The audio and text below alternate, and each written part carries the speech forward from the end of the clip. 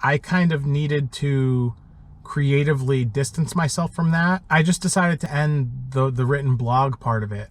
What are you doing, YouTube? Today we are going to talk a little bit about some of the origins of the channel here, going kind of all the way back to the beginning. We're going to talk about the derryX blog. We're even going to talk about the NERRYSOFT blog, which came before even that. We're going to talk about that in the context of where we're going with this channel, what we're up to right now, what we're working on, and kind of some of the recent struggles with what's going on here on the channel, and how YouTube is just not easy to figure out, putting it simply. You're going to want to stick around to the end. I'm going to tell you the real reason why I ended the derryX blog back in 2016. And that's one thing that you're not going to want to miss, because I've never actually come out with that. Keep it locked in. We are going to get a coffee, and then we are going to get right into it.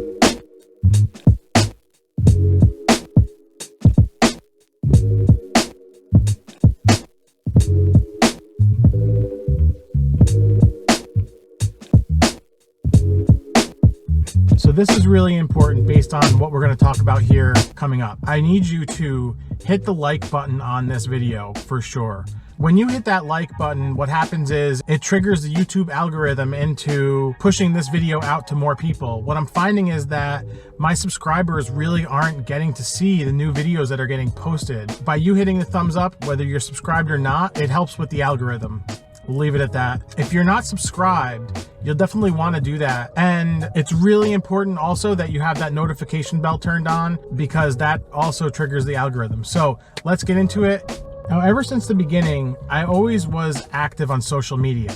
So I'm talking back in the Friendster days. Even before that, I had a social presence online. We used to have AOL Instant Messenger, and then MySpace was the big thing back in the mid-2000s, right? Around the same time as MySpace is when Blogger initiated, and I had a pretty awesome blog back in the day called NERRYSOFT. The purpose of that was more random musings. It was completely off-the-wall random crap. I mean, that's really what everything was back in the day.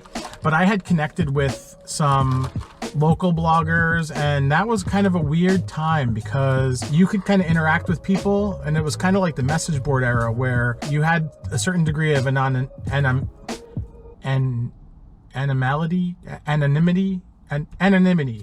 right? You could be writing this blog and you had your topics, and you'd have your blog roll on the side of the blog. Now, for reasons pertaining to professional, I had to take that down.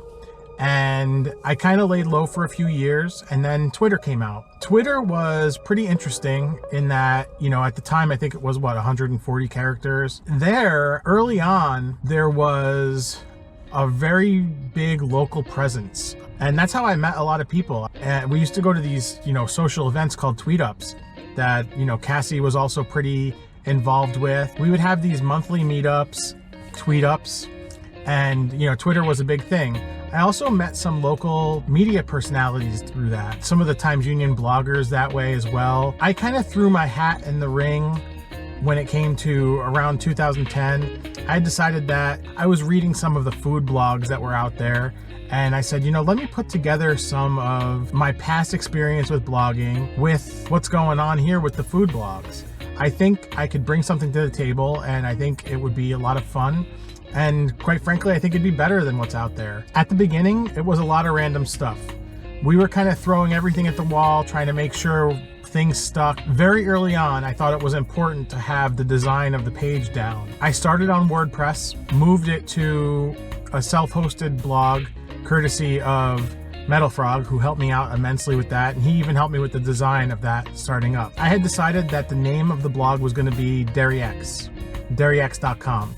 Now, where derryX came from was actually kind of interesting. I always like plays on my name, so like Derry, Dewi, Nerry, these were always nicknames that I kind of holstered. On my Nintendo 3DS, when I first got the Nintendo 3DS, I'll throw a picture up here so you could see. I signed up with my gamer tag actually being Derry, all undercase, with the sad or angry face emoji. And that ended up looking like an X. So I just decided derryX, there it is. So very quick, very succinct, perfect name for a blog. That's how we started. That was around 2010. Actually, I think we started it in February or March. It went self-hosted in June. I don't know if it was being in the right place, right time, optimizing Facebook and Twitter. I don't know exactly what the magic was, but that took off rather quickly. By 2011, I was getting, on a daily basis, I'm gonna say thousands of hits to the blog. I think on a good day, we were getting between 2,000 and 3,000 hits to the blog. And on a bad day, it was kind of under 1,000, but not too far under 1,000. So like, we would range anywhere from, let's say 700 or 800 hits all the way up to, I think on my best day, I got 20,000 hits, and that's due to a television thing. A focus for me, and I mentioned this a couple of videos back, was to highlight a lot of what's going on with local businesses. What I had figured out was I had a good posting schedule. Tuesdays, I would do a dining review. We were eating out a lot at the time, so I was sampling a lot of different places in the area and a lot of local places. I didn't want it to turn into only places that were fancy or a certain thing, so I would go through the entire spectrum of dining experiences. I'd eat at gas stations. I'd even make it to like the finer restaurants like Yono's. And the idea would be tell the average diner what I experienced and what they should expect. It was kind of evolving in parallel with Yelp. And I always thought that, you know, having my own platform to do that, I could have done it on Yelp, but I didn't quite like the stigma with Yelp being kind of more, you know, not having any industry experience or knowledge. Because a lot of the reviews that you read on Yelp, I always passed along this funny review that I found on Gus's Hot Dogs, where the focal point of the review was barely about the food, but more about how one of the people working there may have been having a stroke. Now, that part of it is not funny. Obviously, that's a very serious situation, right? But the fact that somebody would mention that in their dining review just made it hilarious that, you know, this is what people are using the platform for. The idea behind derryX Dines was always to be frank with what was going on with a meal. You know, I had really great meals, I had really bad meals. There was only one review that I didn't end up posting. I wrote it, but I didn't think it would be terribly productive for anybody to read it. I know on the internet, people like to not hold back, but I had decided that there was really nothing good that could have come out of it. So I held back on it, and that business is still thriving. So more power to them. I haven't gone back, and I'm still not naming it. So get off my back. Even if you leave comments telling me to tell you who it is, I ain't gonna do it.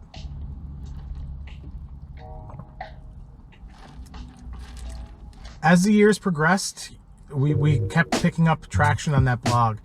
Around 2013, there was kind of a social event that I turned into a personal event where Gordon Ramsay was coming to the Cambridge Hotel. He was doing a remodel on the hotel. When Gordon was in town, Cassie and I were diners at the restaurant while he was observing the service. It turned out he actually wasn't there physically when we were there. I think he was arriving. We were there at the early portion of the service, and there was a whole, it was a whole thing, and that's a story for another day. At the time, I was a really big fan of Gordon Ramsay's programming, and there were Kitchen Nightmares and Hotel Hell, all the stuff that Gordon Ramsay was doing on Fox. I had thought that it'd be a great idea to propose to Cassie there.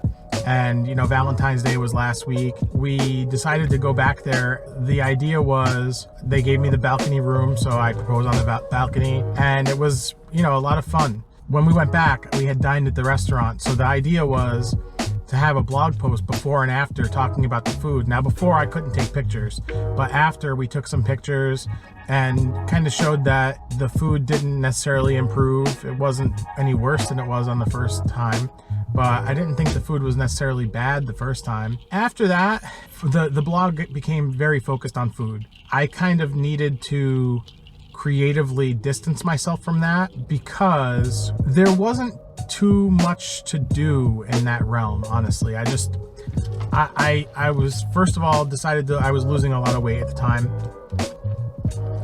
So eating out was becoming a financial burden, as well as difficult to work into that whole schedule. I was doing Tournament of Pizza for all over Albany. I was a judge for that for a few years. I was just getting tired creatively. On top of that, in 2016, my son Noah was born. So the amount of time that I had to dedicate to a written endeavor was just not there. I was focused on yoga.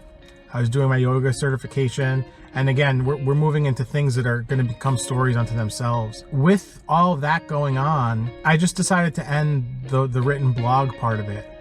I wasn't getting out of it what I thought I was putting in, and it ended up just being a chore. Creatively, there was just nothing there for me. Fast forward a few years, and here I am making videos for YouTube. I gotta admit, YouTube is very, very hard. There are thousands of hours of videos, millions. I mean, I think something like every minute, 1 million videos are uploaded or something like that. I don't know.